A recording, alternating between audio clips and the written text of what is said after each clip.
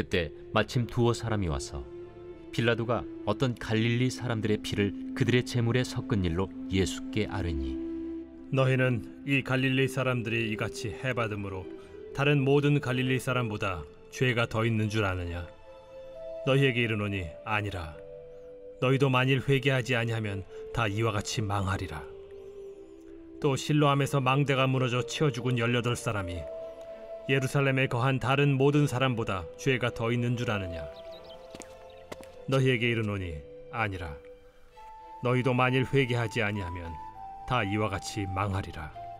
이에 비유로 말씀하시되, 한 사람이 포도원에 무화과나무를 심은 것이 있더니 와서 그 열매를 구하였으나 얻지 못한지라.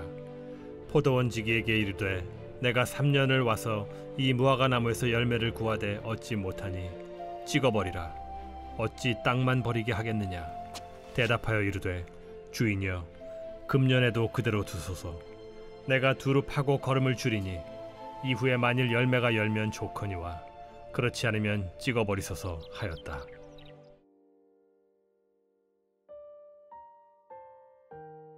무리 중에 서 있던 당신은 손으로 귀를 틀어막고 싶었을 것이다.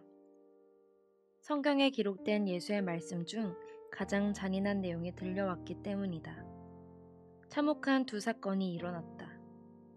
하나는 로마 제국의 야만성을 보여주는 전형적인 사건으로 국가가 의해 자행된 일종의 테러였다.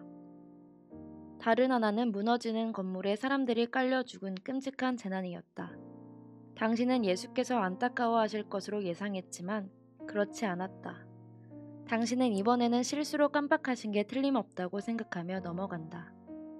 그런데 그는 이런 상황에 대해 무슨 논평을 하실까? 회개하지 않으면 너희도 모두 똑같이 멸망할 것이다. 도대체 이게 무슨 말인가? 그러자 사람들은 실망감에 수근거린다. 두렵고 끔찍해서 서로를 쳐다본다. 그 순간 당신은 상황을 정리하기 시작한다. 그동안 예수는 세상을 거꾸로 뒤집는 하나님에 관해 이야기하셨다.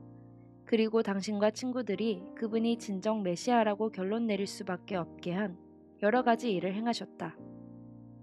물론 메시아가 행할 것이라고 당신이 생각해왔던 세부적인 일들을 모두 행하신 것은 아니지만 말이다. 그리고 그의 가르침 속에는 무언가 이상하고 어두운 음조가 담겨 있다. 그가 정말로 하나님의 백성을 구출하러 오신 건 맞지만 구출받기를 원치 않는 사람도 있고 그를 통해서나 그의 방식으로 구출받는 것은 원치 않는 사람도 있을 것이다. 그렇다면 다음으로는 무슨 일이 벌어질까? 예수의 경고는 이제 매우 냉혹하고 구체적이다. 그들은 이미 그런 상태이며 앞으로도 계속 그런 상태일 것이다. 만약 당신이 그를 계속 따른다면 앞으로도 같은 맥락의 이야기를 더 들어야 할 거다. 핵심은 다음과 같다. 예수는 앙심이나 적대감을 품으신 게 아니다. 그는 사람들의 삶이 파괴되는 모습을 보고 싶어 하시는 게 아니다. 지금 그의 모습은 소방관 같다. 아래층이 이미 화염에 휩싸인 건물 안에서 약에 취해 깊은 잠에 빠진 사람들을 깨우러 다니는 소방관 같다. 지금 일어나지 않으면 여러분은 모두 죽습니다. 잠자는 사람을 향해 이렇게 말한다고 해서 그게 냉정한 행동인가? 사실 당신이 할 수 있는 가장 친절한 행동이다. 그런데 무엇이 문제였는가? 예수는 그들이 무엇을 회개하기를 원하셨는가? 당신이 이제껏 예수를 따라다녔다면 아마도 그 답을 알 것이다. 예수는 나사렛의 첫 설교 이후 계속해서 사람들에게 그들 대부분이 듣기를 원치 않았던 이야기를 해오셨다. 그들은 로마의 맹공격을 가하러 나서자고 민중을 선동하는 지도자를 원했다. 예수는 사람들을 고치시고 많은 열매를 맺으시는 적다고 말씀하시며 부유하고 자기의에 찬 사람들을 향해 그들의 아늑한 세계가 심판 아래 있다고 경고하며 돌아다니셨다. 그리고 이제 우리는 무슨 일이 진행되고 있는지 깨닫기 시작한다. 그는 이스라엘이 아슬아슬한 상태라는 사실을 당대의 사람들 대부분보다 더 분명하게 보실 수 있었다.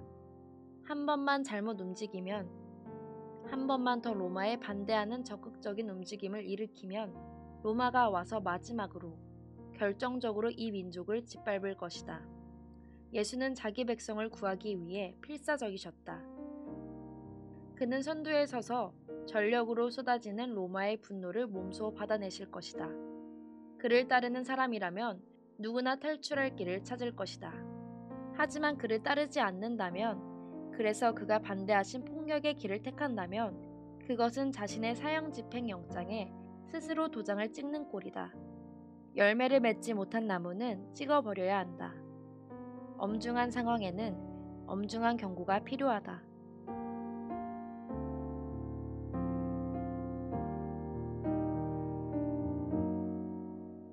오늘의 기도.